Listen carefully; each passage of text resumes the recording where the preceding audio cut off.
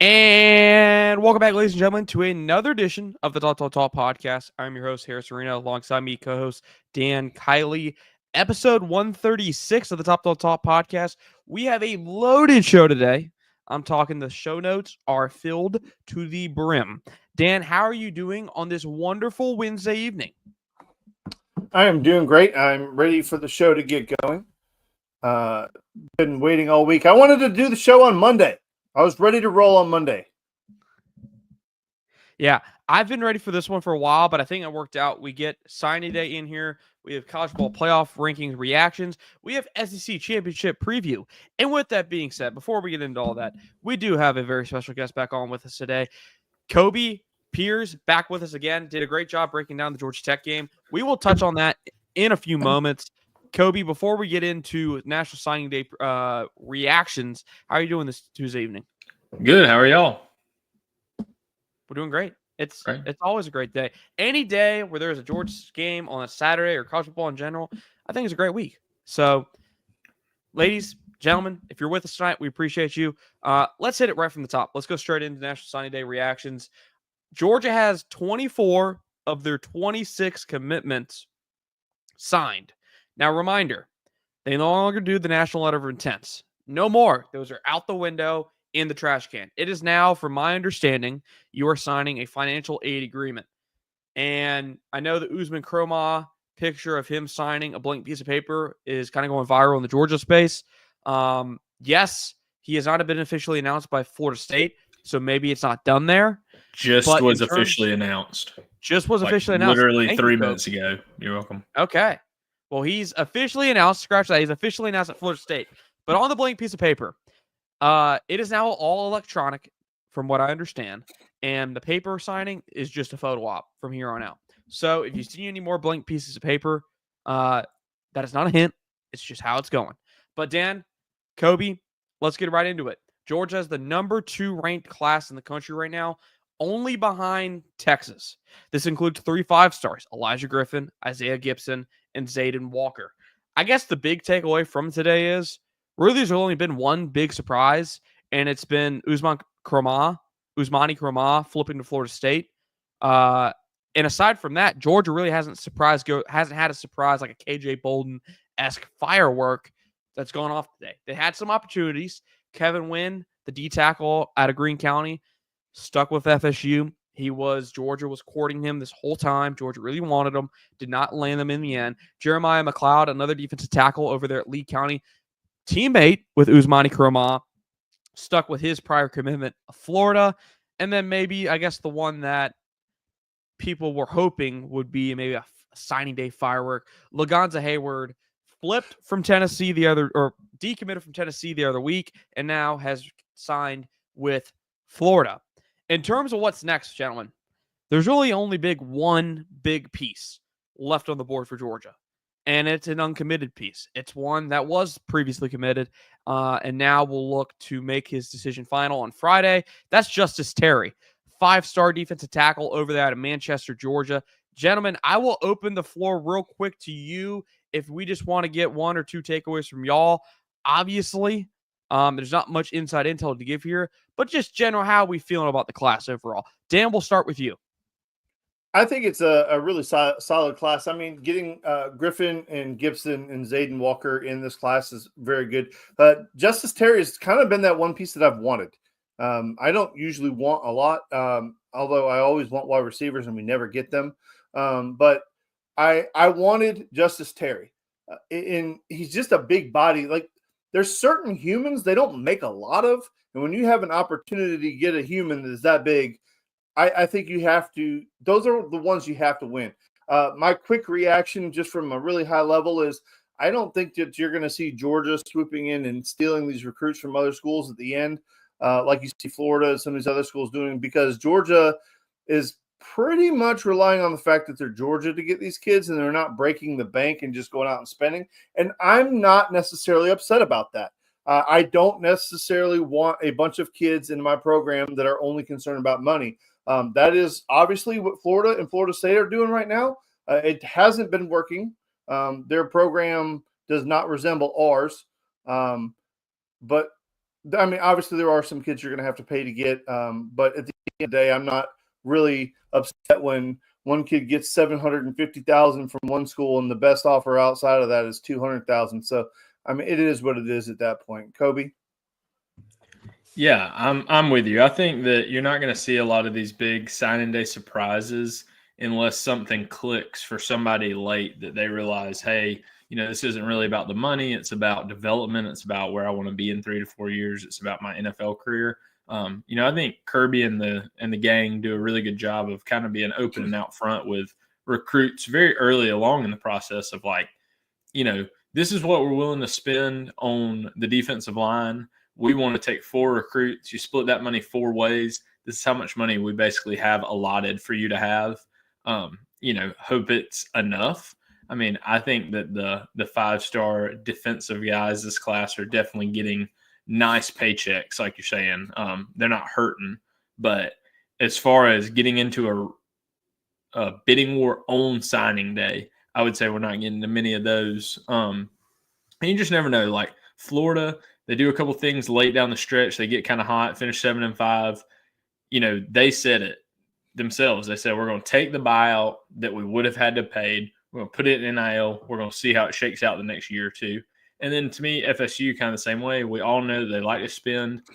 They have a new OC, Gus Malzahn, the bus. You never know how that kind of gets flipped around and twisted to a running back of, oh, well, Gus likes to use 2 to 3 running backs. Look what Gus did when he was at Auburn with these running backs and how similar you are to this running back, or, all that stuff just at the last second. You just never know how that kind of shakes out in someone's mind. Yeah, I do think maybe the fireworks, the end of class fireworks, maybe aren't there anymore, or it won't be as normal, I guess, for Georgia anymore, because I do think a lot of the movement. I mean, look, Ryan Montgomery, for example, very, very public information that Florida came in late, was trying to get him to flip to Georgia. A Dylan Raiola-esque move there, swoop it in the last 48, 24 hours and try and flip him. And he stayed committed. Georgia won out that battle, which I'd assume in terms of Georgia's recruitment, not saying they didn't give him NIL. I'm sure everybody in this class has gotten some form of NIL commitments from Georgia. If someone tells you otherwise, they lying. Georgia's pitch to them is, hey, we develop, we sustain success, we're the better option. Because you don't know if Billy Bags over there is going to last outside of next year. And that was a conversation I was having with Dan today. And I like that y'all brought this up. Off camera, Dan and I were talking about my feelings of, yes, you have to recruit and you have to do it at a high school level. That's how you sustain success. But in my opinion, I think Florida State and Florida are doing it maybe the wrong way in terms of both coaches are coaching for next year at this point. And at least going forward, they're coaching for another year. And yes, while it's good, you need to have a solid recruiting class to build a foundation on, to build a program. For them, you're in win now mode. You should probably go spend that money on transfers, in my opinion. Now, that has backfired on Mike Norvell big time, obviously, this year. Big time. But both these guys have no room for error. And I love the take by Florida. Actually, I'm going to give them credit. Lagonza Hayward, huge win for them. Flipping him from Tennessee is a huge win. Georgia was hot after him. Florida won out there. He's going to be a good player. But I don't know if it's going to be next year. Maybe in 2 or 3 years. And this is what I told Dan. Maybe they need to go look, in addition to him, go look for the Lagonza Hayward of now. The player you hope Lagonza is going to be, you need to go find who that is now to help your roster win now. I think overall, moving forward into playoff reactions, I think to wrap this whole segment up in terms of early signing day, things you didn't have the ball bounced the other way. I think things went as according to plan for Georgia. Obviously, Usmani Kromah is the biggest loss here. I loved watching him run. That dude, NFL Network has an angry run segment. When that dude gets to the league, if that dude gets to the league, he's going to be a winner of angry runs all the damn time because that dude runs angry. I love watching him run on tape, and I was really excited to see him at Georgia behind an offensive line, which I think is going to get better against the run after the down year we've had this year. Sad to see him not end up in this class, but hey, in today's day and age with the transfer portal, you never know where he might end up. Maybe he does come back to Athens eventually. Moving forward in tonight's show, we got a Dan rant. the long-awaited return of Dan hopping up on a pedestal and talking to us about whatever has him angry, upset, or happy. It's not all. It used to be, what is Dan angry about? I don't know if Dan's angry about it. I think Dan's just fired up. Dan, go ahead and take it away, buddy.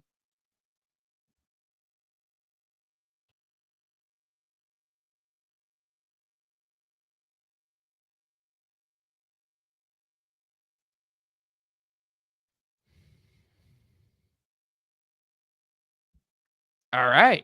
Well, that didn't go according to plan. He was very emotional in what he had to say there. Yeah, I mean, that was a lot to digest. I hope y'all kept up with that one. I mean, Dan made a lot of great points. Kobe, in the meantime, let's filibuster. Yeah. Give me your just raw reactions to the playoff rankings.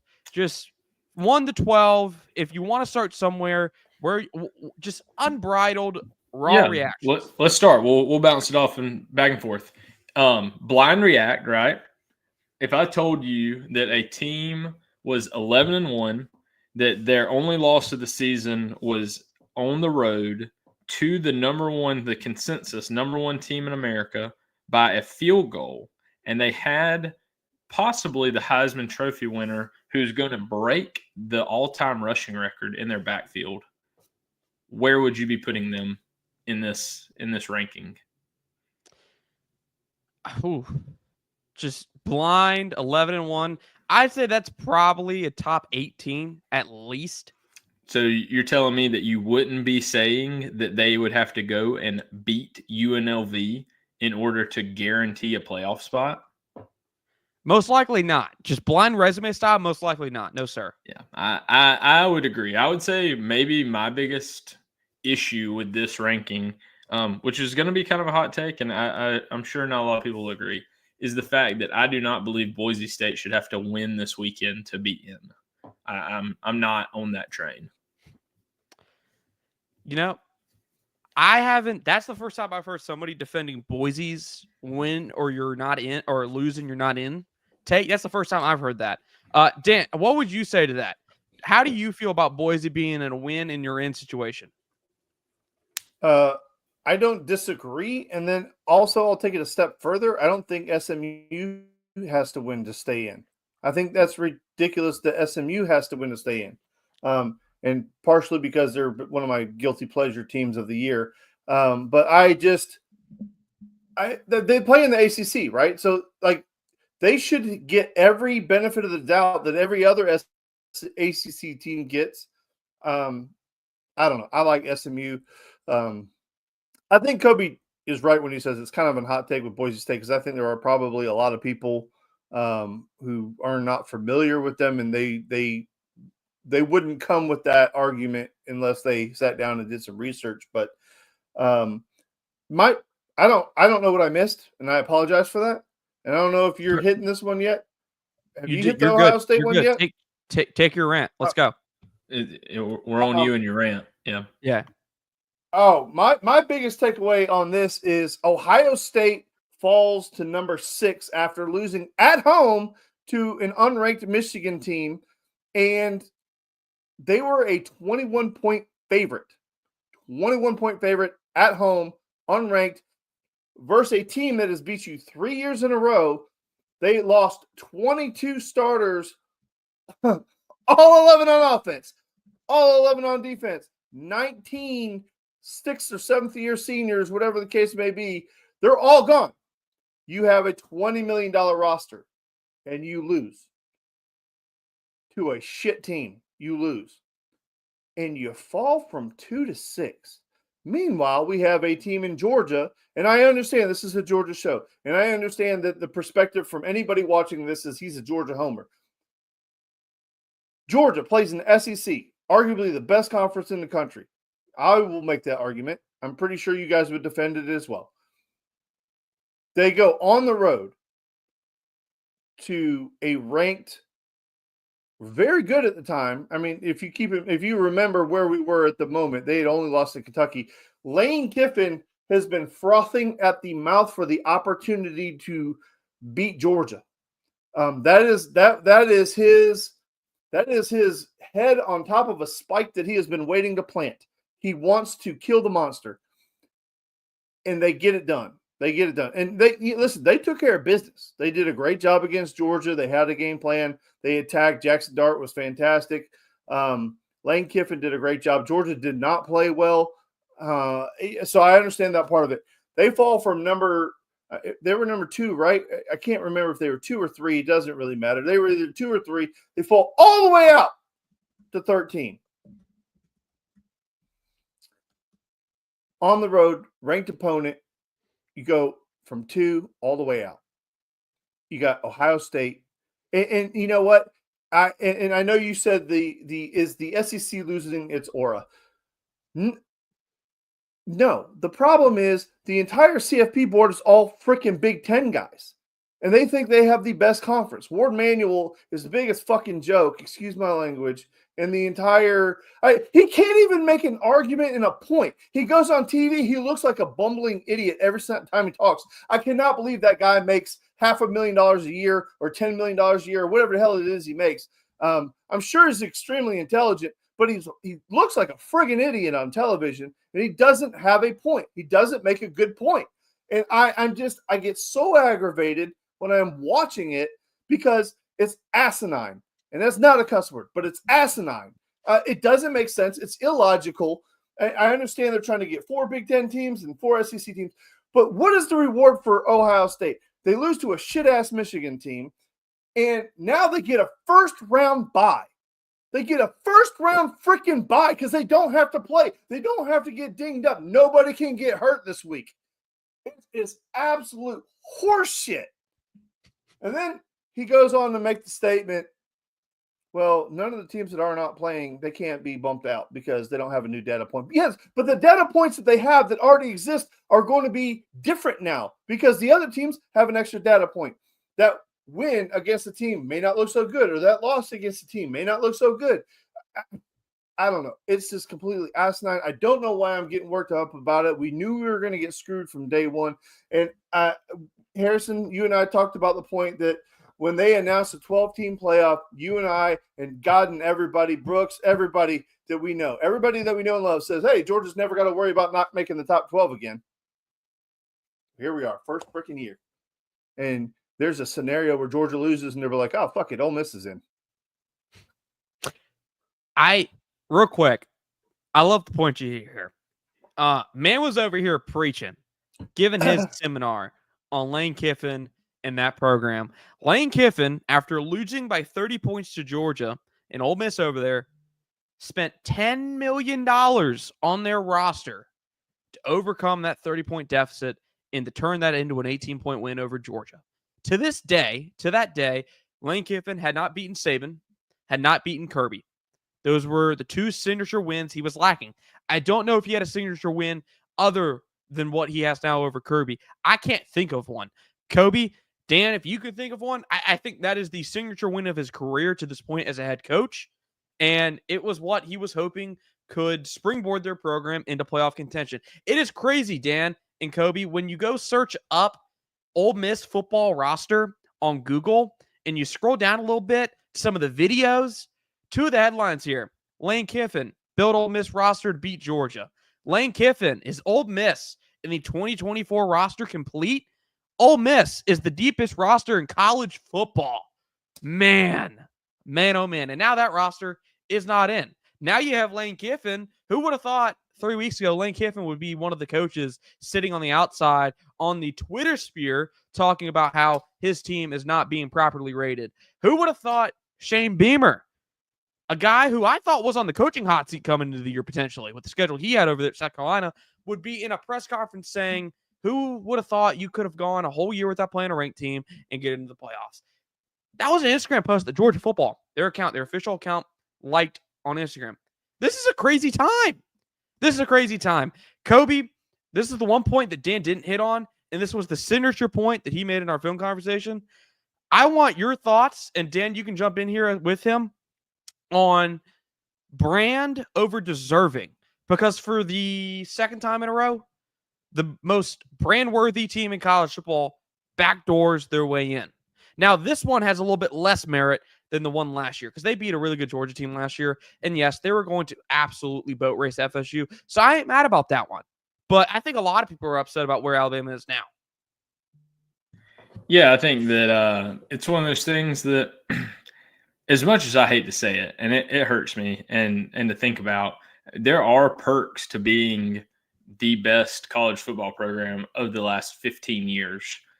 I think that there are some perks given, whether that should be or should not be.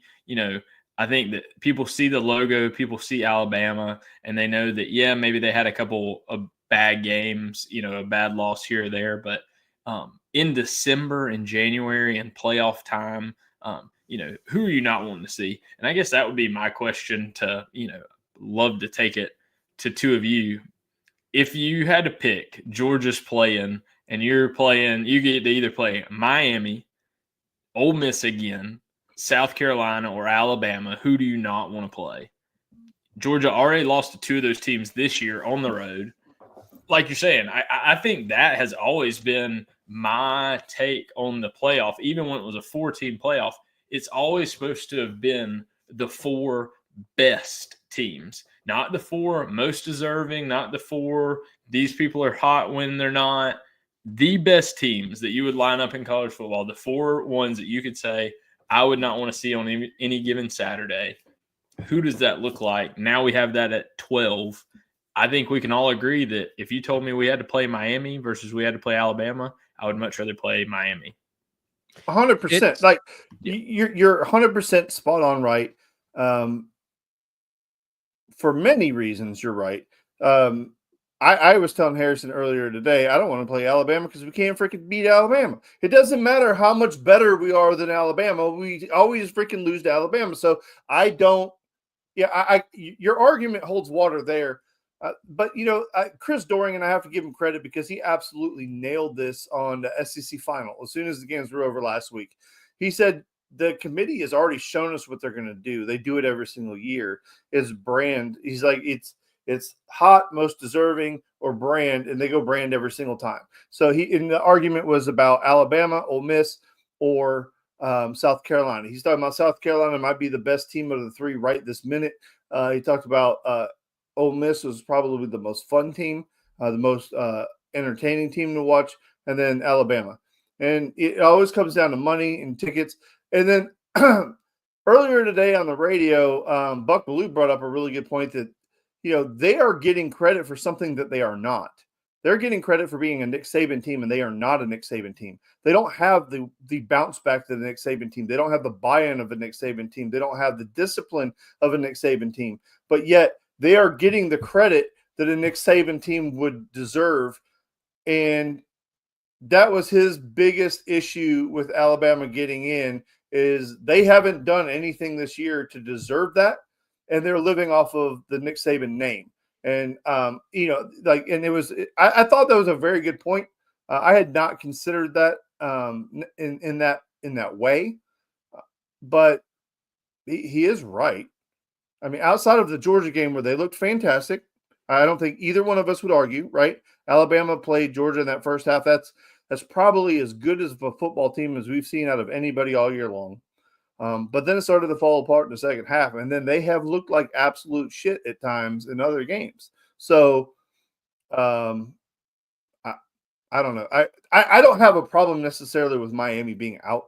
I do have a little bit of a problem with South Carolina not being in.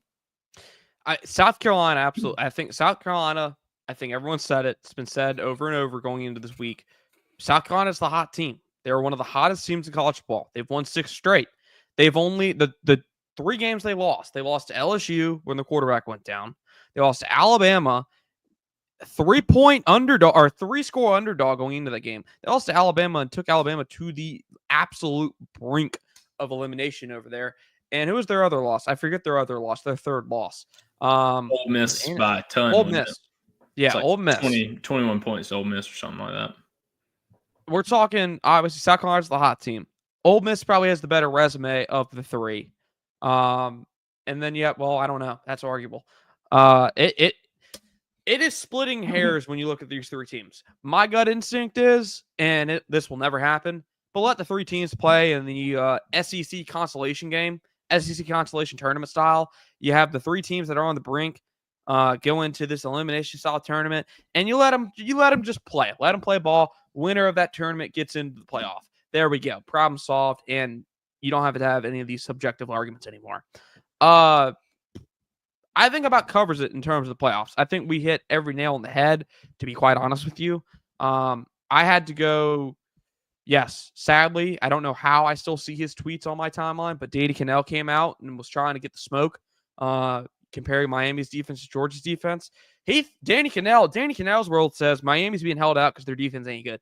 No, Danny. The problem is Miami don't have a ranked win. And the only ranked opponent they face right now is Syracuse, and Fran Brown got to shower after that game, if I remember correctly. Shout out Dabo Swinney, as Fran Brown did.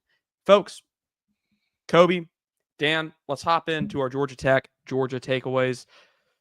I don't know if any of us, the three of us, had this game playing out like that.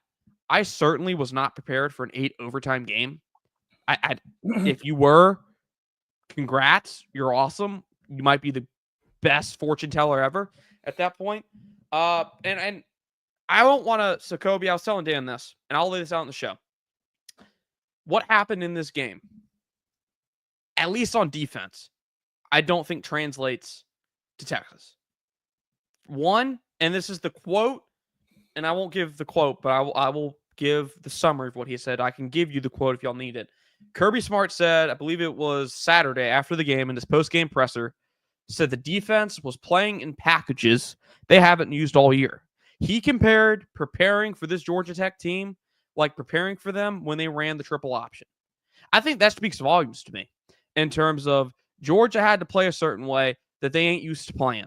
Georgia couldn't play their brand of football, and I think that contributed to a lot of problems. Now, that doesn't take credit away from Haynes King. Haynes King was absolutely Superman on Saturday, but I don't think the struggles Georgia had Saturday in terms of packages and personnel are going to show up as much against Texas. Texas can certainly do some things to give them problems, and we will get to that in our Texas preview. But, gentlemen, let's just focus on the defense for now.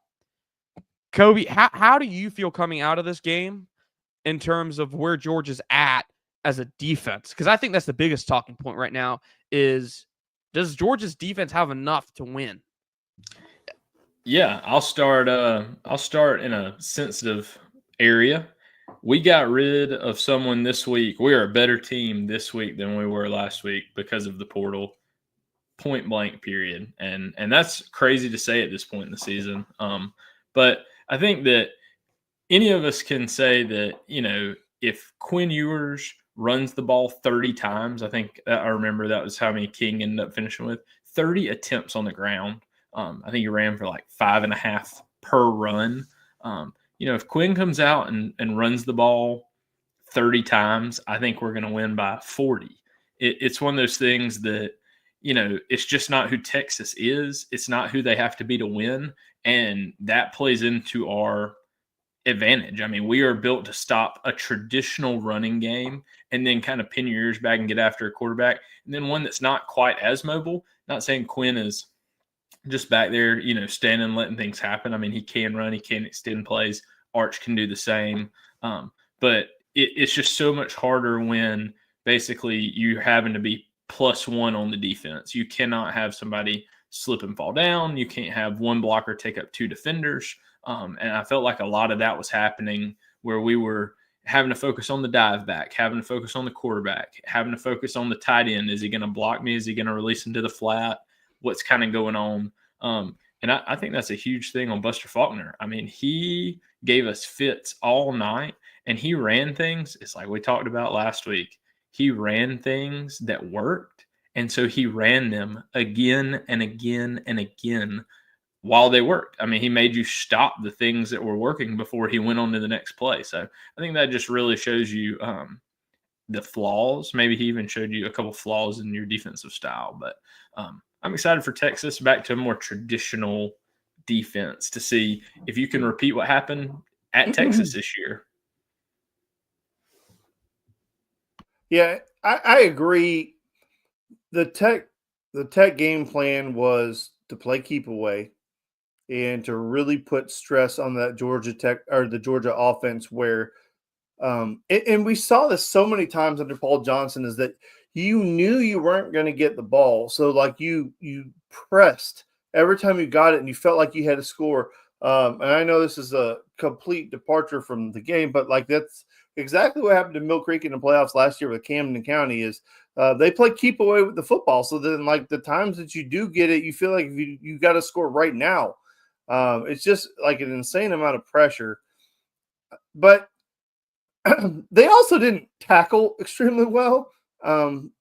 And that has kind of reared its head a couple different times this season. So, Harrison, we talked on the phone, and, one of the things that we talked about was at this point, our show has evolved from what if and what Georgia could be as to this is what Georgia is.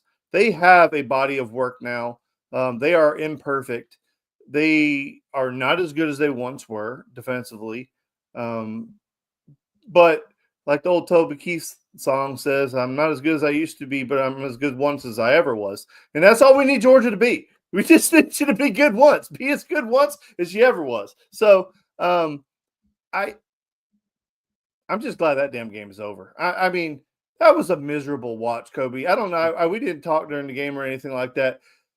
But God Almighty, I was so stressed out watching that game. Like I had to go color my beard because I had so much gray in that damn thing. Brother, I was freezing my tail off in the stadium watching that thing. It was amazing how much warmer I was after the 8th overtime, though. It was like all of a sudden I was just you could tell me it was 65 and sunny outside. He had enough beers to warm up. It was keeping him warm. The beers were keeping him warm. My son was sitting next to my son was in the student right on the edge of the student section. And he said that like for whatever reason, they were giving off like insane body heat coming from that student section. And he's like, he never got cold. That's the weirdest damn thing I've ever heard of in my entire life. Should ask him what her name was. Bella. Damn. All right. Well, there you go. There's your one free shout out on this show tonight. Gentlemen, I think y'all covered it there with the defense. I like the points we made.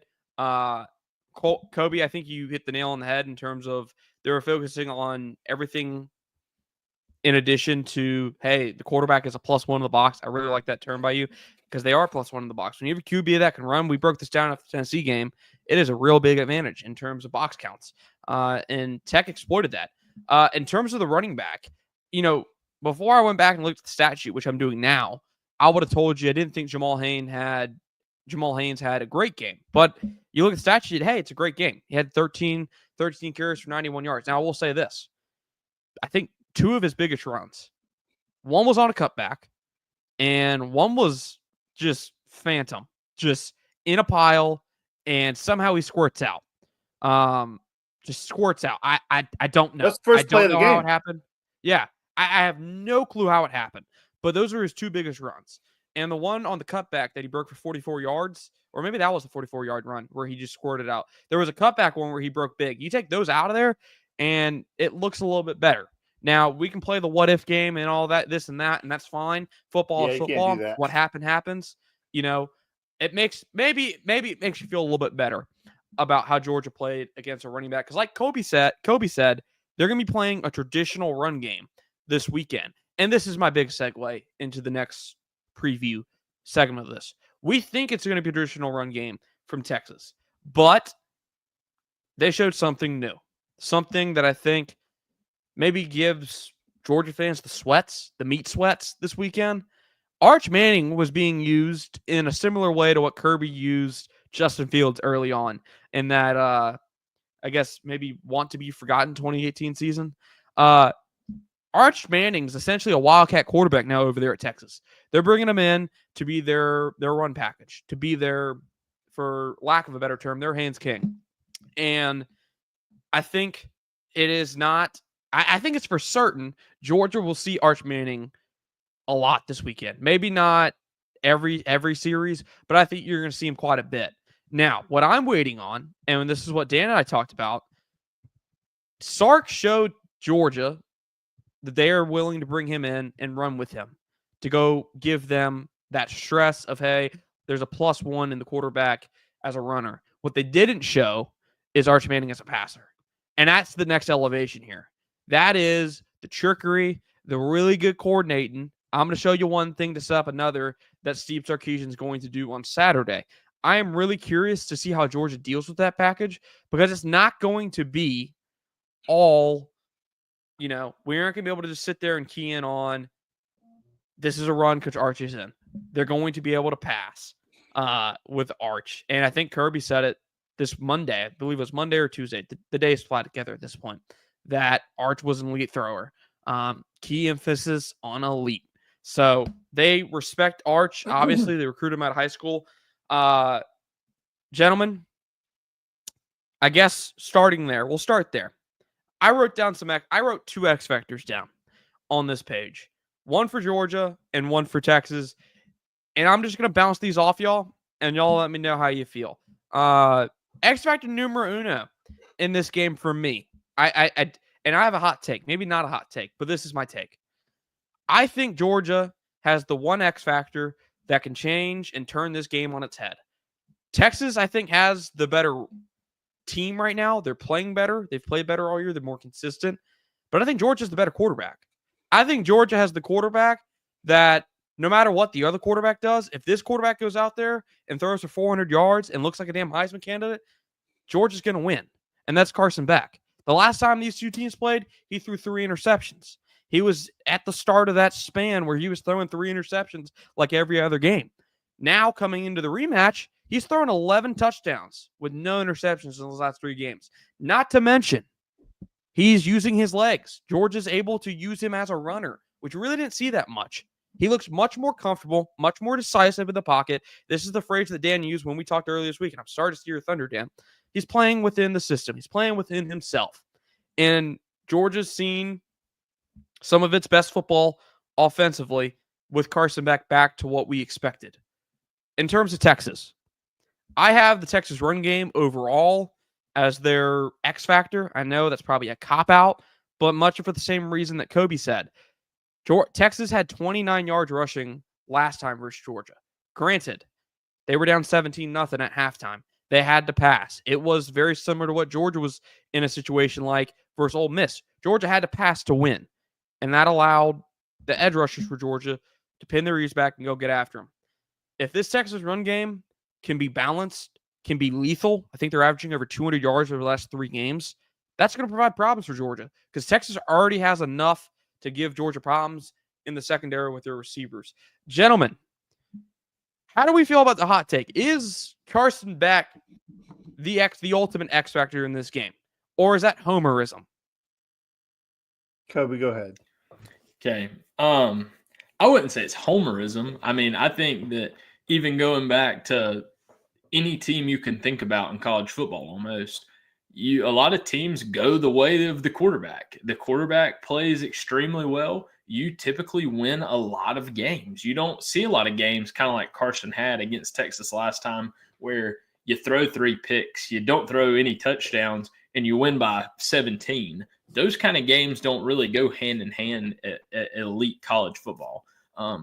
As far as who I would think my X factors are, I don't know if he would be the top of my list. I think that right now, having watched how they have played, watching how we have played, watching the injury to their tackle last week, I'm unsure if he's going to play this week. Not sure I've seen any updates from Texas in their injury report, but it's going to be a lot of the same. It's going to be, can you get to and disrupt Quinn Ewers? Can you take him off his target? Can you have him looking? I mean, the cat blitz at the beginning of that game had him seeing ghost the whole first half. You get home on a guy like that, you get him thinking about things. And then I think what will be kind of their X factor back is I think they got a lot of receivers back, a lot of receivers more healthy than the last time they played us. How's our secondary going to hold up? It's a different secondary than the last time we've played them. Can we still maintain good coverage down the field? And then can we make each other right? If we don't have good coverage down the field, can somebody get home, make a tackle, maybe sack, tip a ball, something that, maybe that would have been a plus play for them, but you took it away by someone else doing their job, kind of picking your brother up, doing a good job. Obviously, I want Carson to play really well. Like these games, SEC championship games, they typically go the way of the quarterback, like you're saying. I mean, last year it's kind of how it felt years back. I mean, you think about back to 19 Joe Burrow. Like, if you have the better quarterback in the duel, typically you're spotting yourself 10 points in the game. So it'll be interesting to see. I think the weirdest X factor to me will be if someone is down 17 in this game. Not saying anybody will be. If somebody is down 17 in this game, do you see them shut it down? There is more football for both teams to be played. If you're down big early, do you kind of see it simmer? Which is terrible to say, but I mean, do you really want Quinn to blow his knee trying to mount a fourth quarter comeback?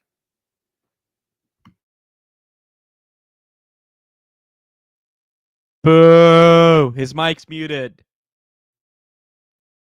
Well, he got. Finally, yeah, isn't me. I pulled a Harrison. I'm going to pick Let's apart go. something that you said, and I'm hoping you didn't mean it this way, but just verbatim, you said if Carson Beck plays like a Heisman Trophy quarterback, well, no shit. If any team has a quarterback playing Heisman Trophy level, they're probably going to win the game. Go see what Johnny Manziel did at Texas A&M. He beat everybody just playing out of his mind. But that has never been the requirement with this team.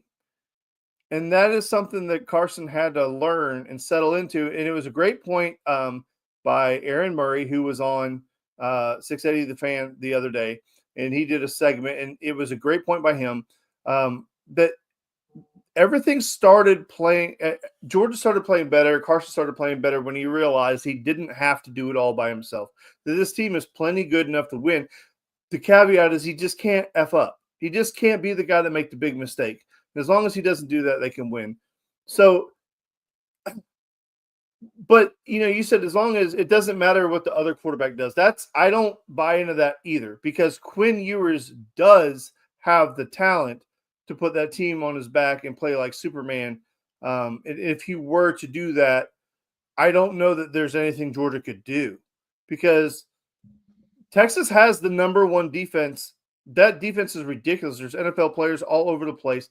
Georgia did not move the ball extremely well, hardly at all, against Texas the first time around. So the biggest reason we won that game is because our defense played lights out and their offense didn't play that great. We were able to get a lead and we were able to keep it. To Kobe's point, if they are a team that gets up multiple touchdowns on us, the number you used was 17. If they were to get up 17 to 21 points, could Georgia mount that furious comeback? I don't want to be Debbie Downer or anything like that. I think Texas's defense is way too stout for Georgia to do that. So I think I'm not going to say I think. I know that these two rosters are extremely talented. And I know that this has the ability to be a back and forth game. And I also know that Dan's going to go absolutely batshit crazy on the couch watching this damn game, losing his freaking mind, because I hate back and forth games like that. I am an emotional watcher. Coming off a Georgia Tech game, which was an emotional game, this one's going to be every bit. And if I swear to God and everything holy, if they do what Harrison thinks they're going to do and go into I don't give a shit mode and play vanilla because they're saving it for the playoffs, you will see an apoplectic Dan on Sunday or Monday, whenever the hell we do a follow-up show. I will lose my ever-loving mind. We're going to get FCC banned for life from YouTube if they play that way. I guess my biggest question about this game, in terms of, like y'all said, Georgia's defense won them that game. Georgia's starting scoring drives, last time they played. I'm going to read you the list. The Texas 13. The Texas 28. That was a field goal. The Texas 34. The UGA 45 was a field goal. There were Georgia's really only real drive that didn't come from a turnover was at the UGA 11. And they went the whole that was the game clinching touchdown. I believe that was it was Trevor Etienne that got into the end zone on the 1 yard line on 4th and goal. And that won them the game. Can Georgia drive the length of the field 3 or 4 times and get touchdowns? It seems like when Georgia has drove the length of the field, they've shot themselves in the foot a lot at times this year. I think Tennessee, they were held to a field goal because they shot themselves into the foot. There was another game where they knocked themselves. It was Florida. They knocked themselves completely out of field goal range on penalties. We'll get to picks in a moment, Kobe. I did see your chat. Kobe, I mean, why you want to bring up old shit, Harrison? We are beyond those days. Huh? Wait, no, you're talking about you're talking about all the mistakes we made against Florida. Like we're beyond that now. We are I see. We're in a new era. Listen, I am trying to clear my mind of all that negativity. We are experiencing the rebirth of our Carson Beck era. And we, offensively, we are playing a lot better. Obviously, defense, you can carry on with that conversation, but we can have a whole show on the defense. The offense is better. The offense is better right now. It is. Kobe, let's get your perspective on kind of what this offense needs to do to break down this Texas defense. Because like you said, like Dan has said, this is the nation's top defense. Georgia had one scoring drive where they drove the length of the field. And that is the stat that I think is being screamed into the microphone all day this week, every day this week. So, I mean, what does Georgia have to do? Well, Kobe would love for them to have Brock Bowers and Lad McConkey healthy and eligible to play. Listen, I know this is off topic and we got to hurry up and get this show done, but God almighty, if we didn't think they were good when they left here, if you don't know how good they are now, what those two are doing in the NFL is absolutely ridiculous. All right. I sorry. That's your fault, Kobe. That's your damn fault. You got me sidetracked. You give him any space to talk about something else, he will take it and run with it. I just want to know if they're healthy for the game. I mean, think how different last season goes if they both are. I mean, we can sit here and do the what ifs for days, but I mean, it's a completely different, season. As far as it goes, I joke like the KISS method, keep it simple, stupid. I think that's something that a lot of Georgia fans enjoy to think about when it comes to calling offensive plays. Like, it doesn't have to be too cute. It doesn't have to be overly complicated. You just need to keep it simple. You need to find your mismatches, and you need to exploit them. And when you do exploit them, you have to catch the ball. I think that is – I hate that is now the cherry on top. But it's like we've always been able to find the mismatches, exploit them, and now you're having to pray like, okay, we've done all of that. Please now catch the ball. I think that, yes, right there, key to the game, catch the football. That would be lovely. If we have, here we go. You ready for this? Ready. Bold prediction. Let's go. Georgia has 0 drops in the game, we win this football game. I do not see a world where I can't argue with that. If we go dropless, we win. Period. Have they gone dropless in the game this year? Have no idea, but that's my. Well, I think it would be unfair to say that because pretty much every team usually has a drop or two in the game. But you're 100% right, Kobe. In Less really, than 2 drops, I should say. And really, it's not necessarily a drop in general, right? Because sometimes the guy will get a drop if he's in traffic and da da da. It's the Arian Smith, okay? It's the Arian Smith wide, flipping open down the sideline. Ball is perfectly thrown, and you just drop it. I saw Terrence Edwards online defending Arian for the drop in the back of the end zone, saying that's not a drop because somebody else touched it. It's extremely hard. If you don't know ball, you've never played football. Like, come on, dude. Like, I played football. I played tight end, and they had this drill where they would throw it between everybody's hands like that, and some people would tip it, and you had to try to catch it. It was a drill that we didn't practice. Like, wide receivers, your job is to catch the ball, regardless of what happens in front of you. And if it hits you, oh, my God, I will beat the hell out of you. Anyway. You know what punters have to do? Catch the fucking ball. You know how many snaps I dropped? 0. Zero. We don't hate special teams over here. You aren't the only special teamer here. Kobe plays special teams too, all right? He will prevent any He special can teams snap hate. it to me and I'll kick it. How about that? There you go. How about that? Just got to pray you'll catch it. I never dropped one. Never ever. I swear to God, I wish I had film. I had this one catch that would have been Sports Center 100%. I know it. I want to before we get into, I guess, predictions for the weekend where you're all competing head to head, and I know I'm sorry, and Dan, you can go ahead and hit me with it. I did not track the predictions from last week. I'm sorry, so go ahead and hit me with the damn it, boy, and let's move on. Damn it, boy. There we go. I guess let's start with game predictions for this game. I guess the one that everybody's waiting for. And actually, before we do that, who wants to address it's BLST? How did we lose the number one class? Will we still end up with the number one class? I believe if Georgia lands Justice Terry, I believe they take back the number one spot, if I'm not mistaken. Losing Chroma obviously hurt because he was a top 30 player in the country, or top 35 player or whatever it was. So that obviously hurt. Yeah. Have you ever met Phil Knight and Nike? That would be my other question. I mean, they are having quite the day. Oregon? So, yeah. Oh, yeah. Maybe if he gets a championship, maybe he'll stop. Maybe he'll go back to just leaving us alone. Who knows? Probably not. Gentlemen, let's get into predictions for this game. I'm going to make my prediction last because I made the pick that was very unpopular between our friend group the last time. I guess we'll start. Kobe, you're our special guest, and so we'll start with you. We're going to put you in the hot seat. Kobe, I'm going to go to you. Dan, I will not transition after him. I will throw it to you in a solo shot, your favorite. No, God damn, just leave us on the screen. God, I hate solo shots. Let's go. What's my question? Predictions for this game. Sorry. I got you. I don't know if I laid that out or not.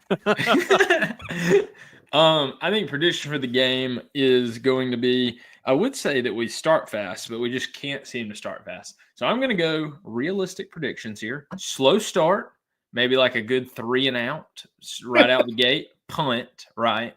And then off that, really good opening defensive drive. You get after Quinn early, maybe get some good positive field position. I think you're going to see a little trickery from Bobo, try to get the fires kind of going. I think we're in like a 10-10 ball game, 10-13 ball game at the half. And then that's where I just really think you really start running the ball and throwing the ball kind of intermediate to the tight end. I see the Dogs winning this. I see it being like 27-20, a couple field goals kind of mixed in there. I can't pick against this. It just is one of those things that, whatever we had figured out last time, I don't think Sark can swap it up so hard so quickly. And if he can, I think the biggest question I'm asking myself is, does he want to?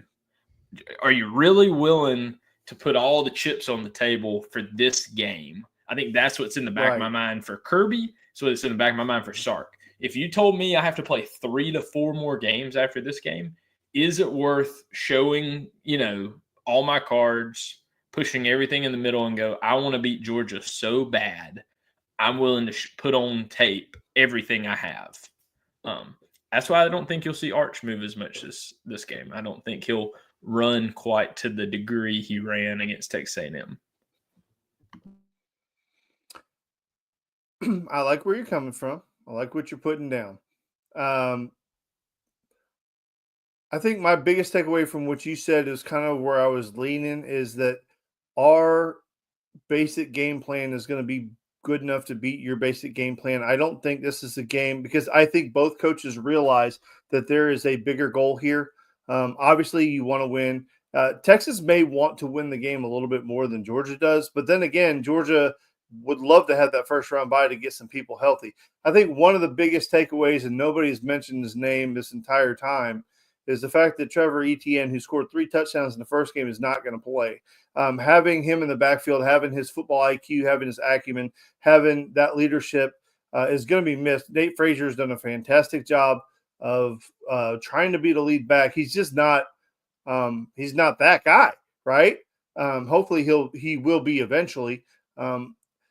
This is just hard. It's hard for me because I know how good Texas is, and they made some mistakes, but Georgia made a lot of mistakes too. And then the one thing that I know will not happen is you will not have a situation where refs change a damn call in the middle of a game and give the other team a touchdown, basically. And that's what they did, is they gave them a touchdown. Just like Kobe said, I do not see this game as a blowout one way or another. I don't know that a whole lot changes from the first time they played. I think Georgia has got a history of really getting up for games where the opponent on the other side is a big brand and a big name. This game is not in Austin. And I think that team really fed a lot in the second half off of that fan base. But I will tell you that Texas is going to travel. My biggest question is how much will Texas travel? Because they just spent what was the most expensive game of the year across every single game. And think about it. Every single game in the entire nation has been played this year. The get-in price for the Texas A&M game was the most expensive game to date, right? For this season. Now they're going to have to travel to Atlanta. And knowing that you have possibly 3 to 4 more games after that, how much are Texas fans willing to spend? I know that oil money spends good, Kobe. I know it spends good. But are you willing to spend it? I don't know. Georgia fans, are you fatigued from going to this game? I don't know what that crowd's going to look like, but I know I've said a lot because I'm trying to convince myself that Georgia is going to win this football game. And, I think it's going to be tight. It was a 15-point spread the first game. I don't believe it's that this time. I'm awful at picking actual scores, but I think this is like a 7 to 9 point spread, right? Like a touchdown to maybe a two possession game, maybe 9. Right in that range. That's where I think it's going to be. I think Georgia's able to win it. Hopefully secure that first round bye. They should, right? I mean, because they only have to move up one spot. And then for the love of God, just avoid Alabama. Just please, dear God, don't put me through that one more time. Harrison? For a while there, I thought Dan was going to make the heel turn and was going to put me at ease. But I should have took it when he told me earlier. He's like, I don't know if I can pick against him. Well, I did, and I've been getting heat for it ever since. So, and I've been debating for a little bit. I've been debating for the last day or so. Do we keep the same mojo that we had last time, and I pick against Georgia so I can see everybody happy? Or do I pick them and risk them losing and everybody mad? I don't know. But I think y'all laid it out pretty darn spectacularly here. I like what Kobe and Dan said. And Dan didn't mention this in the show, and I wish he did. I'm disappointed, Dan.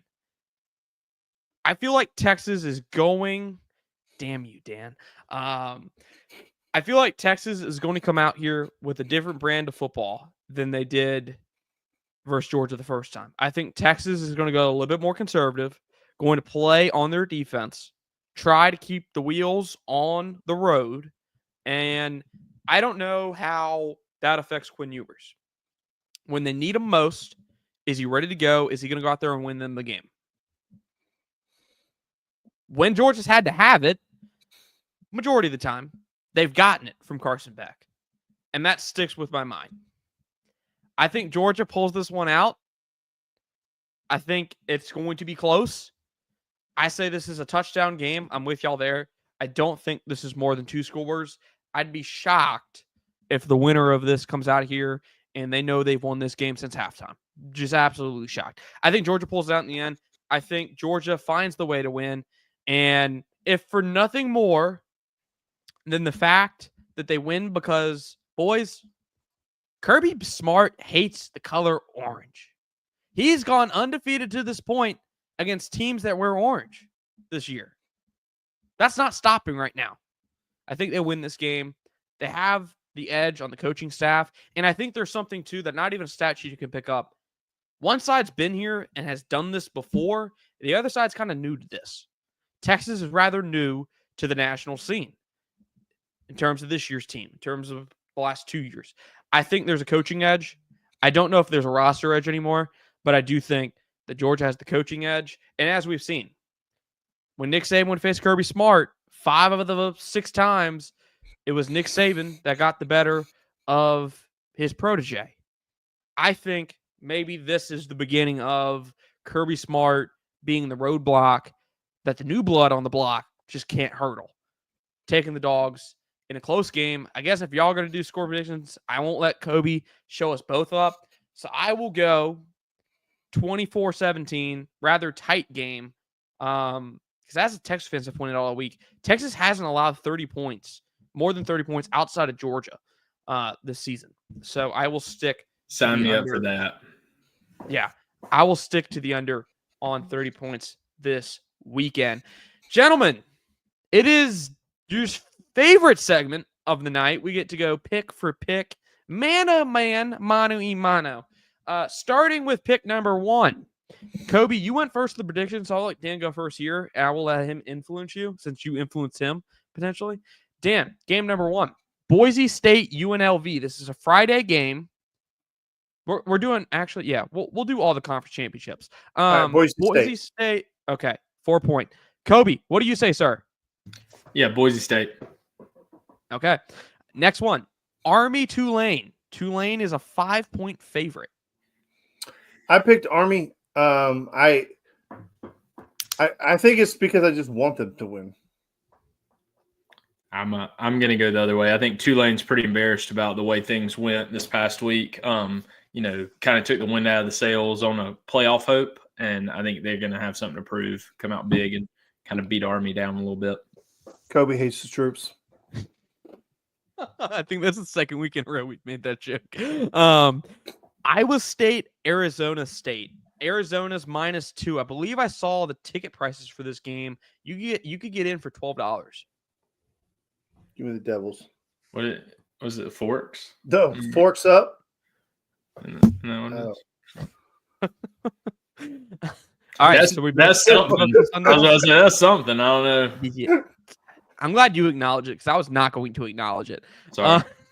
No, you're good. We'll save that for last. Penn State, Oregon. Dan, I don't even need to ask you. Kobe, who are you picking? Oregon. Dan, do you want to elaborate or are you good? I already know who you're picking. Listen, Penn State's the second biggest joke in the country, okay? So the biggest joke in the country is yeah, What's up? All right, listen, anyway. I knew I wasn't crazy about the Forks up thing. Y'all have me over here double guessing myself. So you know, way, when right? you did it earlier, that was very, very close to the Volful Life. Like, they do that. They have that similar. As someone's calling me mid-show. Appreciate you. So I got nervous there for a little bit. Call him Mom. Hey, it's not her. All right. She's international right now, so I think she's asleep. Next game, second to last. Clemson, SMU. SMU is a 2.5-point favorite. Wow, that shocked me. Kobe knows all my picks. I know all his picks, so just go first, Kobe. So listen, this one has actually torn me because I haven't turned mine into Robert yet. Oh, have you not? No. This one tears me because my heart says SMU. Like, I want the Ponies to win the ACC their first year in. They were the team everybody talked about all year about, oh, they don't belong. Their brand isn't an ACC level brand. But if Clemson wins, Alabama doesn't get in. So give me Pastor Dabo doing the world a favor with Jesus by his side, keeping the Crimson Tide out of the playoffs. So Clemson had an opportunity to win a football game at home that they should have won, and they couldn't because they don't rise to the occasion. I'm going to pick SMU because I am just been a Pony Express guy all year. I'm so happy that team is finally back. He's so young, Kobe. He doesn't even know what Pony Back Express from the is. dead, just like straight Undertaker. Like, you don't understand. The death penalty has never been administered to another team in NCAA history since SMU. I knew that because of what it did. It eradicated the program. Listen, we are now 50-something years since that happened before they're back into relevance. I'm going to SMU because I'm like, good for you. But now that Kobe tells me that Jesus is on the sidelines of Clemson, there goes my freaking pick. All right, so it's like Angels in the outfield for the Clemson this week. Hey, dude, I swear to God, if I'm watching the game, my people doing this shit, I'm out. I'm just like, damn it, boy. So we had a Devil's reference, we had a Wolf for Life finger sighting, we had whatever the hell Dan was doing, and then we had Angels in the outfield and Jesus in the corner of Pastor Dabo. That was an action-packed prediction segment. And actually, while we're here, folks, I couldn't do it. We have a game next weekend, and it's the only game to pick from, so we're just going to go ahead and throw it in here now. Navy versus Army. Kobe, I'm making you pick one of the troops. Which side do you hate less? Army. There you go. Dan. My grandfather was an officer in the Army, so I'm going Army. Damn. So, all right. Well, Navy, there's your bulletin board material. I'm looking at it. One of their Army's quarterback has 1,300 rushing yards and 25 touchdowns. Good Lord. I know they run the option, but 25 touchdowns is insane. That kid is a Decula running back from the 1990s, baby. Running the veer, triple option. That is an Ernie Dye protege. That's who that is. It's like, I mean, you got a fullback playing quarterback. I hear you, baby. Dan's on the couch on Sundays, beer in hand. He's like, that's how a white man runs a football.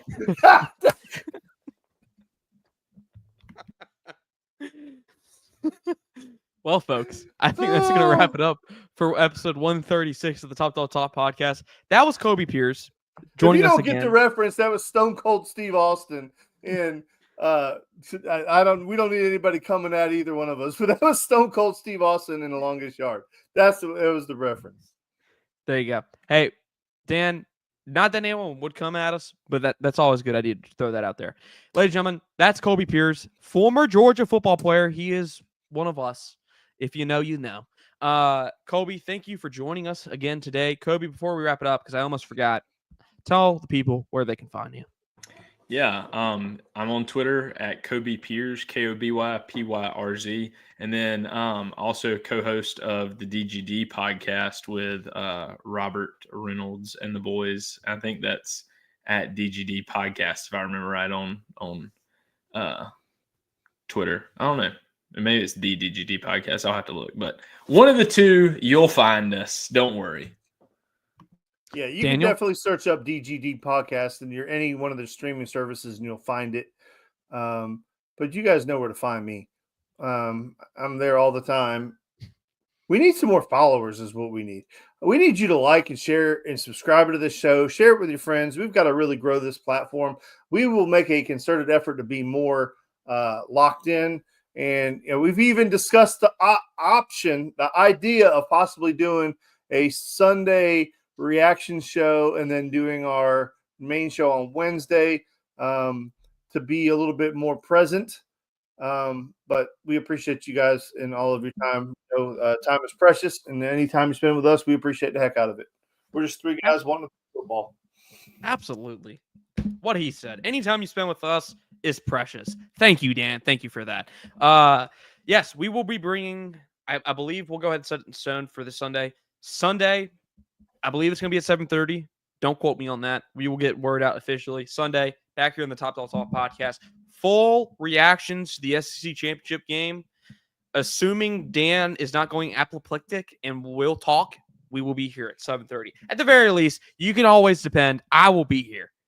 Hopefully, Dan will be here. Think this will be, if Georgia loses, the next time Georgia loses, it will be the fourth show we've done following a Georgia loss. So he wants to pick Texas so freaking bad, boy. You hear him? He's like, if Georgia loses. How is that going to be our sign-off? When you're back here Sunday after Georgia loses, it'll be the fourth time. I'm telling you. It's supposed to be shocking in the sense of like, hey, we've been doing this for almost 2 or 3 years now, I forget, and there's only been 4 losses. That's actually 3 losses. That's actually pretty impressive. Like, pretty impressive in terms of the run they've been on, which is why you won't see me out here saying the sky is falling because Georgia is the number 2 recruiting class. Yes, it was a clean sweep. Georgia picked across the board tonight for SEC Championship on Saturday. Folks, we will see you next Sunday at around 7:30. I'll have more details on that. Make sure to like and subscribe for more Dan Rants. Subscribe to the podcast wherever you get the podcast. Thank you for joining us, to the people listening there at home, and for Colby Pierce for joining us here today on the podcast. Dan, I'm about to give you your cue in 3, 2, no countdown. No dog.